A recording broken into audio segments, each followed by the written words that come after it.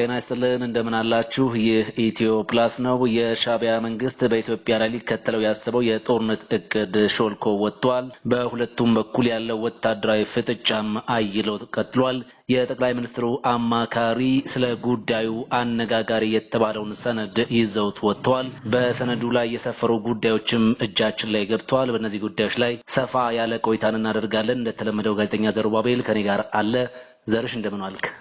እንዴት ዋልክ አብርሽ እንግዲህ ትላንትና አዲስ ያልተጠበቀ ነገር በጠቅላይ ሚኒስትሩ አማካሪ በኩል ተሰምቷልና እስኪ ከሱን ጀምር አው እንግዲህ በጣም ጥሩ እንግዲህ ሁለቱ ሀገራት ያሉበት ውጥረት ይላል ይህ ፖለቲካዊ ውጥረት እንግዲህ ወደ ወታደራዊ ፍጥጫነት ካደገም እንግዲህ ውሎ የከራረመ ጉዳይ ነው የጠቅላይ ሚኒስትሩ የውጭ ጉዳይ አማካሪ የሆኑት አቶ ጌታቸው ረዳ ከሰሞኑ አንድ ቃለ መጠይቅ ሰጥተው ነበር ከዚህ በፊት ደግሞ ይሄ የሚመለከት አንድ ሰነድ ወጥቶ ነበር ሹመታቸውን ብታይ ጌታቸው ረዳ ከሌሎች ባለስልጣናት በተሻለ መልኩ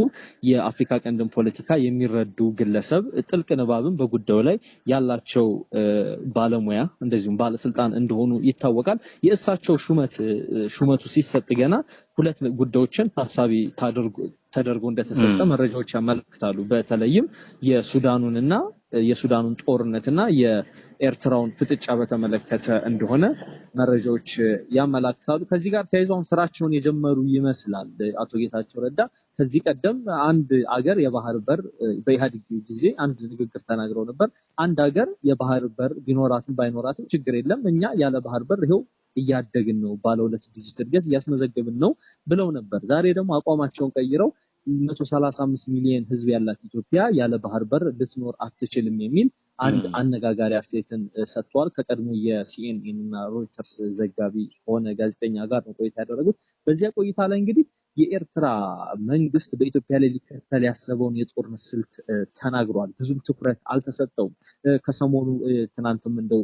በደምዳሜ ልናነሳው ሞክረናል እዚህ ወሎ አካባቢ በነበረው ውጊያ ላይ እንግዲህ ሻቢያ ተሳትፏል የሚል ነገር ሲነሳ ነበር ለምን ሻቢያ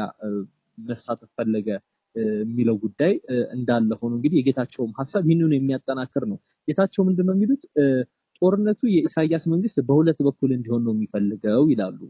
በሁለት በኩል ማለት ወይ አማራ ክልል እንዲቀርለት ወይ ደግሞ ትግራይ ክልል ላይ ተወስኖ እንዲቀር ነው የሚፈልገው የሚል አስተያየታቸውን ሰጥቷል እንግዲህ ምን ማለት ነው የሻቢያ መንግስት ኢትዮጵያን ፊት ለፊት የመዋጋት አቅም የለውም ከሎጂስቲክ ለጦርነት የሚያስፈልጉ ጉዳዮች መካከል አንዱ ሎጂስቲክ ነው ሁለተኛው የሰው ኃይል ነው ወታደራዊ አቋም ያለ ዲፕሎማሲያዊ ፖስቸር እነዚህን ሁሉ ብንመለከት ኤርትራ ከኢትዮጵያ ጋር ሲነጻጸር ያላት አቋም ድንክዬ ነው ልንለው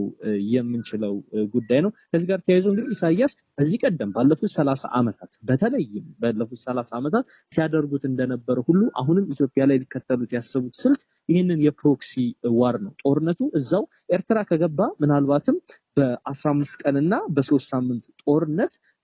የአስመራ አዲሃሎ ቤተመንግስት ሰዎች ወደ ሳህል በረሃ መመሸጋቸው የሚቀር አይደለም ምክንያቱም ኤርትራ ይህንን ጦርነት የመሸከም ኢኮኖሚያዊ አቋምና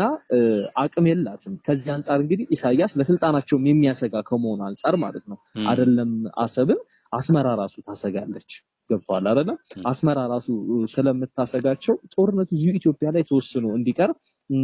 ይፈልጋሉ ይሄም እንዲሆን የሚፈልጉት በሁለት ምክንያት ነው አንደኛው አሁን የጠቀስኩት ነው ለስልጣናቸው እንኳን ስለሚያሰጋቸው ኤርትራ የጦርነትን አቋም የፊት ለፊት ኮንቬንሽናል ዋር የሚባለው ነገር ከኢትዮጵያ ጋር ገጥማ መቋቋም ስለማትችል ነው ሁለተኛው ደግሞ ኢሳያስ ከዚህ ቀደም ስንል ምንድነው ሻቢያ ከፍጥረት አንስቶ ኢትዮጵያ ላይ ሲከተለው ከነበረው ፖሊሲ አንፃር ነው ሻቢያ ኢትዮጵያ ላይ ሲከተል የነበረው ፖሊሲ ምንድነው ካለን እንግዲህ ከዚህ ቀደም የሚጠቀም የነበረው ኢትዮጵያ ኤርትራ ላይ ጥገኛ እንድትሆን ወይም ኢትዮጵያ በግጭት ቀውስ እንድትናጥ ማድረግን ነው ኢትዮጵያ ልክ እንደ ግብጽ ማለት ነው ግብጽ ኢትዮጵያ ውስጥ የውስጥ ግጭት እረፍት እንድታጣ ሰላም እንድታጣ የግብጽ መንግስት እንደሚፈልገው ሁሉ ሻቢያም ያን ነገር ይፈልጋልና ከነዚህ አንፃር ሻቢያው ሊከተል ያሰበው የውጊያ የፊት ለፊቱን ውጊያ አይደለም ልክ አሁን እያደረገ እንዳለው የፋኖ ታጣቂዎችን እንደዚሁም ደግሞ አንደኛውን የቲፒኤልኤፍ ፍንካች በተለይም በተለምዶ የነ ደብረጽዮን ቡድን የሚባለው ኃይል በመያዝ እዛው ምድር ላይ እንዲሆን የማድረግ ስልትን ይዞ እየተንቀሳቀሰ ነው። ምናልባትም በወሎ ውጊያ ተሳትፎ ከሆነ እስካሁን የተረጋገጡ መረጃዎች አልወጡም ክሶች እንጂ ተሳትፎ ከሆነ ከዚህ ይሄንን ታሳቢ በማድረግ የሄደበት ይመስለኛል እና ምናልባት ግን የሻዕቢያ መንግስት ቀደም ሲል ጌታቸው ረዳም እንዳነሱት እዚህ ኢትዮጵያ ውስጥ ያሉ ጠቃሚ ሞኞች የሚል አገላለጽም ተጠቅመዋልና እነዚህን ሰዎች ተጠቅመው ጦርነቱን የማድረግ እውነታ ወይም ሀቅ ይኖረዋል ማድረግ ይችላሉ የቲፒኤልኤፍ ሰዎችን ማለት ነው አዎ እንደዛ ነው ያደረጉ ያሉት አሁን ነው የተባራሪ የሚወጡ መረጃዎች ቋሉ በተለይም ለመንግስት ቅርበት ያላቸው ሰዎች በቅርቡ እንኳን ባለፈው ሳምንት የትግራይ ጊዜያዊ አስተዳደር ሰላምና ጸጥታ ኃላፊ ጀነራል ፍሳ ኪዳኔ ወይም በቅጥል ስማቸው ጀነራል ፍሳ ማንጁስ በአስመራ በኩል ሱዳን አድርገው ቆይቷል ከዛ ሲመለሱም ደግሞ አስመራ ላይ ከፕሬዝዳንት ኢሳያስ አፈወርቂ ጋር መክረዋል የሚል መረጃ ሲወጣ ነበር ከዚህ ቀደም ተመሳሳይ የቲፒኤልኤፍ ባለስልጣናት አስመራ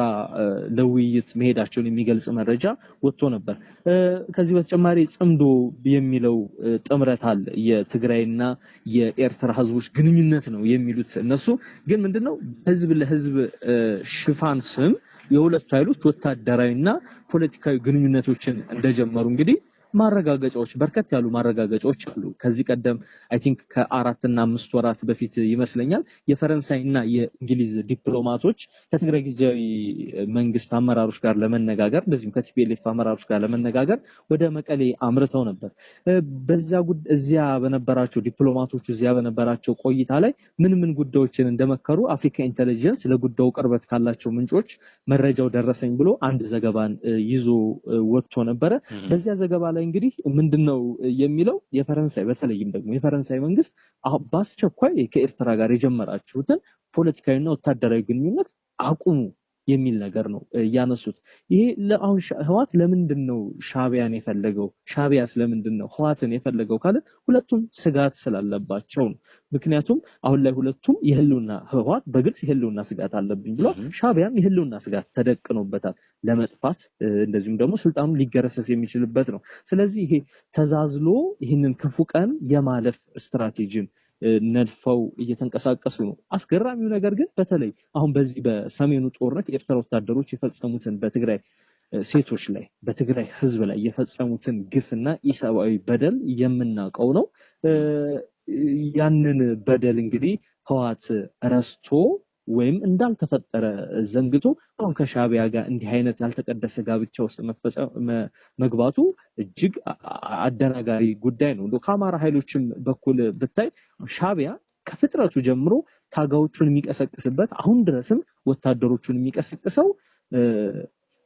አሸነፍናቸው የሚላቸው ኃይሎች እንግዲህ ሻዕቢያ ለመደራደር ነፍጠኛን ሰበር ነው አማራ አህያን የሚሉ ዘለፋዎች እንደዚህ በግልጽ እጅግ የሚዘገንኑ ሙሉ አንድ ማህበረሰብ የሚዘልፉ ስድቦችን በመዝለፍ እንደ የተናጠች እንድትቀጥል የሚፈልግ የትግል ስልት ነበርና በጋራ እንልማ እንዲህ አይነት ስልት በጋራ እንስራ ብለህ አብረው ወዳጅነት መፍጠራቸው ከምን የመነጨ ነው የኦስማን ሳላ የሰሞንኛ አቋም ሲፈተሽ እንግዲህ ይህንን ነው የሚመስለው የሶማሊያው ፕሬዝዳንት ሐሰን ሼክ መሐሙድም ኢትዮጵያ የባህር በር የምታገኝበት ሁኔታ እንዳለም በግልጽ ከሰሞኑ ተናግረዋል ቢቢሲ ፎከስ ኦን አፍሪካ ላይ ቀርበው እንግዲህ ሐሰን ሼክ መሐመድ ይህንን ጉዳይ ተናግረዋል ከኢትዮጵያም ጋር በዚህ ጉዳይ ላይ ለንግድ የሚሆን ያሉት በኪራይ የሚሆን ለመስጠት እየተደራደር ነው የምንገኘው ብለዋል ይሁንና ግን ስታየው አሁን ኢትዮጵያ ጎንደር ላይ የሚንቀሳቀሱ ፋኖች በኪራይ ሆነ ተጭብጭ ትጠቀማለች ኢትዮጵያ እየጠየቀች ያለችው የራሴ የሆነ ወደብ ነው የምትለው እንጂ በኬንያ በኩል የላሙ ወደብን ለመጠቀም እንደዚህ ደግሞ የሀርጌሳ ወደብን ደግሞ በሶማሌላንድ በኩል እኮ በኪራይ ለመጠቀም እኮ አሁንም ድረስ እንቅስቃሴዎች አሉ እንደውም የላሙ ወደብ ሁላ ኢንፍራስትራክቸር አልቆለት እንደነበር እናስታውሳለን በኪራይ የሚለው ምናልባት ከጅቡቲ ጥገኝነት ትንሽ ለመላቀቅ ያግዝ ይሆናል እንጂ በፍጹም ኢትዮጵያን የባህር በር ባለቤትነት ሊያደርግ የሚችል ጉዳይ እንዳይደለም እንግዲህ እዚህ ጋር ሊጠቀስ የሚችል ነው ሐሰን ሼክ መሐመድ በግልጽ እንደተናገሩት ለቱርክ አናዶሉ መሰለኝ የተናገሩት በግልጽ ኢትዮጵያ የባህር በር ጥያቄ ማንሳቷ የኢትዮጵያ መንግስት ይሄ ፕሮክሲ ዋር ለኤርትራ መንግስት የተመቸ ሆኖ ከመገንዘብ አንጻር ምናልባት የፊት ለፊት ኮንቬንሽናል ዋር የሚለውን ነገር የሚያመላክት ነው ተብሎ ሊወሰድ ይችላል። ኢሳያስ መልካም እንግዲህ ወደ ሁለተኛው ጉዳያችን ደግሞ እንለፍ። አድማጭ ተመልካቾቻችን ሐሳባቸውን ኮሜንት ሴክሽን ላይ ቢያስቀምጡልን የምንመለከተው ይሆናል። ሁለተኛው ጉዳይ ደግሞ እንመለከተው። እንግዲህ ከሰሞኑ እንግዲህ አንተም በስፋት አይተው ሊሆን ይችላል። እንግዲህ የሻዕቢያ ጦር ኢትዮጵያ ላይ ጥቃት ፈጽሟል የሚሉ መረጃዎች በተለይ ደግሞ ለመንግስት ቅርበት ባላቸው የማህበራዊ ሚዲያዎች ላይ በስፋት ሲሰራጭ ነበር። ጥቃት ተፈጽሟል የተባለው እንግዲህ ከሰሞኑ ወሎ አካባቢ በወሎ ቀጠና በተለይም በሰሜንና ደቡብ ወሎ ቀጠናዎች ላይ የፋኖ ታጣቂዎች እንግዲህ ጥቃት ከፍተው ነበር። በዚህ ጥቃት ላይ እንግዲህ አሁን ድረስ ያልበረዱ ውጊያዎች አንዳንድ የፖለቲካ ፓርቲዎች ነው የድሮን ጥቃት ጭምር ተፈጽሟል ይላሉ። ግን መረጃውን ማረጋገጥ አልተቻለም። ውጊያዎች እንዳሉ ግን ከመረጃዎቹ ለማወቅ ተችሏል። በዚህ ውጊያ ላይ እንግዲህ የቲዲኤፍ ወይም የህወሓት ታጣቂዎችና የኤርትራ ጦር ታጣቂዎች እንግዲህ በዚህ ውጊያ ላይ ተሳትፏል የሚሉ መረጃዎች እየተሰራጩ ነው። የጠቅላይ ሚኒስትሩ አማካሪ ስለ ኤርትራ የጦርነት እቅድ በተመለከተ የቀድሞ ርዕሰ ብሔር የነበሩት አምባሳደር ሙላቱ ተሾመ ከዚህ ቀደም በተደጋጋሚ የጻፏቸው ጽሁፎች ብታይ የኤርትራን መንግስት የአማራ ታጣቂዎችን በመደገፍ